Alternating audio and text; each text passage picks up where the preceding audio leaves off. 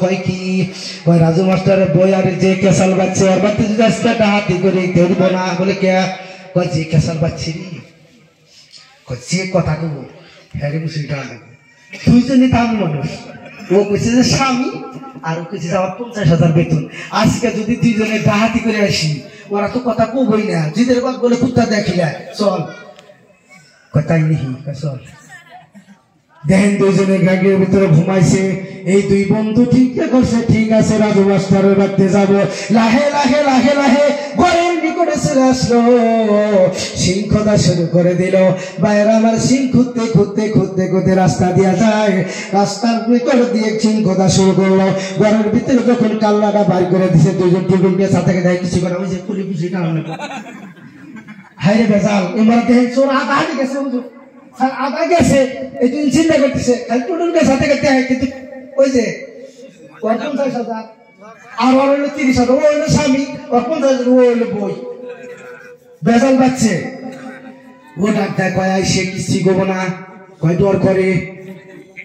কয় আসে লাহে লাহে ঘরের ভিতরে যায় দুইজন কিছু বলে না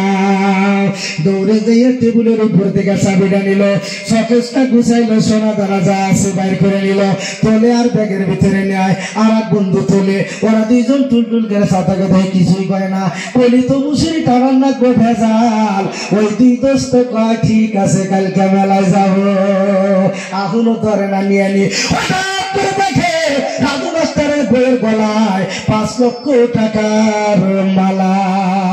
ওই মালাটাও নিমু দেহ সালাসরের কাম ওই মালাও নিব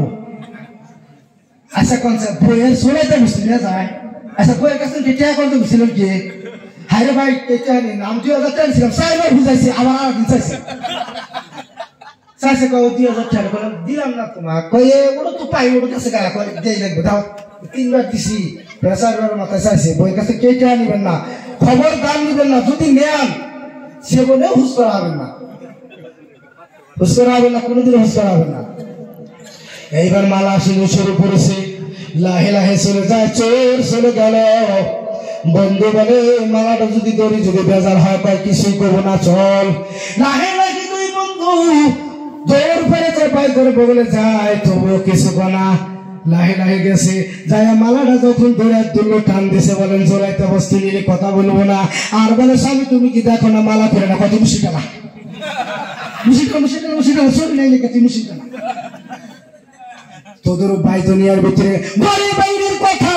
অনেকগুলা ফোকা আছে ঘরের ভিতরে দুর্বল থাকে কি থাকে মানুষের কাছে কয় বলেন নিজের স্ত্রীর কথা যদি মানুষের কাছে বলেন নিশ্চয় আপনার বাড়িতে সিং কইতে ডাকাতি হবে না নাই ভাই হবে না নাই একটা কথা মনে রাখেন আমি স্ত্রীর ভিতরে আল্লাহর নবী বলেছেন তোমরা যদি দুর্বলতায় থাকো তোমরা যদি বিপর্যয়ে থাকো তোমরা যেই খালতে থাকো কেসালো যদি থাকে মানুষের কাছে বলেন না বন্ধুর কাছে বলেন না স্ত্রীর কথা বলেন না আমার স্ত্রীর সাথে কেসাল এই কথাটাও বলেন না আপনি যদি দুর্বল থাকে আপনি এই কথাটা মানুষের বলেন না বন্ধুকে বলবেন বন্ধু দেখবেন লাহে লাহে আপনাকে সাইড করে আপনার স্ত্রীর নিকটে বাসা বানায় নিবে কথা বলেন ঠিক কিনা আজকে দেখেন যেভাবে মালা নিয়ে গেল জিদ করার কারণে ডাকাতি হয়ে গেল এইরকম জীবনে কাজ করলেন করবেন না ভাইরা আমার ও ভাইরা দুনিয়ার ভিতরে আমি স্ত্রীর 1 নাম্বার গোপন তাহলে আমল বিশ্বনবী যখন তাইফের ময়দানে চলে যায় কেমন ছিল মা ফাতেমা মা আয়েশা কেমন ছিলেন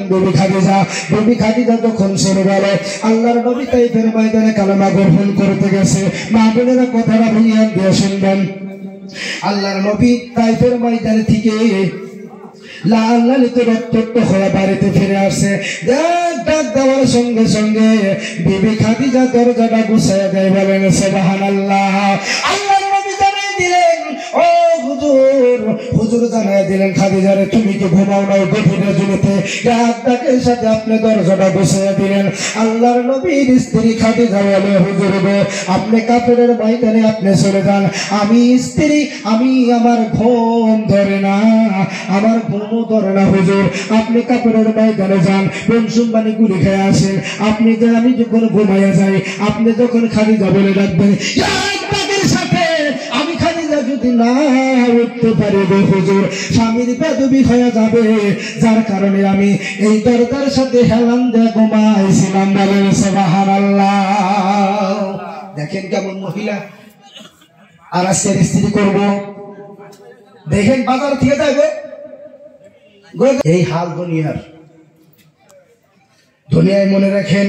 স্বামী স্ত্রীর ভিতরে যদি মিল থাকে, স্বামী স্ত্রীর যে যদি খেদমত করে, স্বামী স্ত্রী বাহিরে গেলে ঘরের থেকে আসার জন্য যদি ইন্তজার করে, আল্লাহর নবী বললেন স্বাস্থ্য যত সময় লাগে সারাটি রাত যদি স্বামীর জন্য অপেক্ষা করে, আল্লাহ পাক বলে ওই স্বামীর জন্য,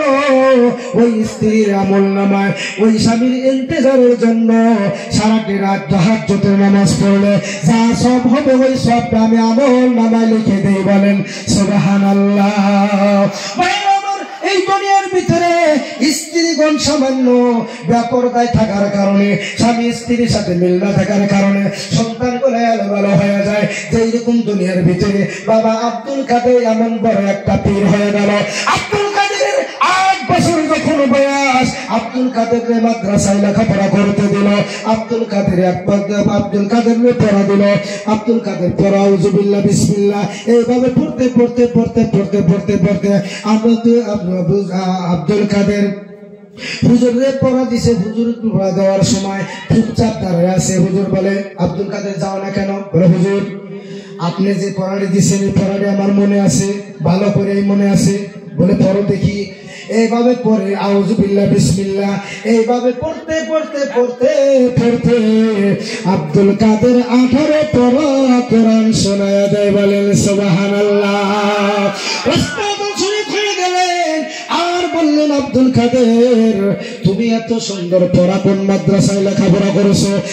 আব্দুল কাদের বলে হুজুর আমি তো কোনো মাদ্রাসায় পড়াশোনা করি নাই। বলে এই সুন্দর ভাবে 18 পড়া কোরআন শরীফ কই থেকে শিখলা? আব্দুল কাদের মাকে ডাকা হলো। আব্দুল কাদের মা চলে আসলো। আব্দুল কাদের মাকে পুশ করা হলো। তোমার আব্দুল কাদের কোন মাদ্রাসায় লেখাপড়া করেছে, কোন মাদ্রাসায় জ্ঞান হাসিল করেছে, 18 পড়া কোরআনুল কারীমের হাফিজ হয়েছে? কারণটা কি বুঝলাম না। আব্দুল কাদের মা বলে হুজুর গো আমার আব্দুল কাদের কোন মাদ্রাসায় লেখাপড়া করে নাই। আমার আব্দুল কাদের যখন আমার পেটের ভিতরে ছিল আমি হলাম 18 পড়া কোরআনুল কারীমের হাফিজা। আমার আব্দুল কাদের যখন পেটে ছিল আমি প্রত্যেকদিন তাহাজ্জুদের নামাজ পড়তাম, আমি প্রত্যেকদিন নামাজ পড়তাম, আমি প্রত্যেকদিন তেলাওয়াত করতাম, আমি প্রত্যেকদিন রোজা রাখতাম। আমার আব্দুল কাদের যখন পেটের ভিতরে ছিল ওই তেলাওয়াতগুলো আমার আব্দুল কাদের আমার পেটের ভিতরে থেকে আমার আব্দুল কাদের শুনে শুনে শুনে শুনে 18 পড়া কোরআন হাফিজ হয়ে দুনিয়ায় জন্মগ্রহণ করেছে। বলেন সুবহানাল্লাহ। আপনাদের মা বোনেরা যদি আপনারা যদি আব্দুল কাদের মায়ের মতো যদি তাহাজ্জুদ গুজারি হন, আব্দুল কাদের মায়ের মতো যদি আপনারা কোরআন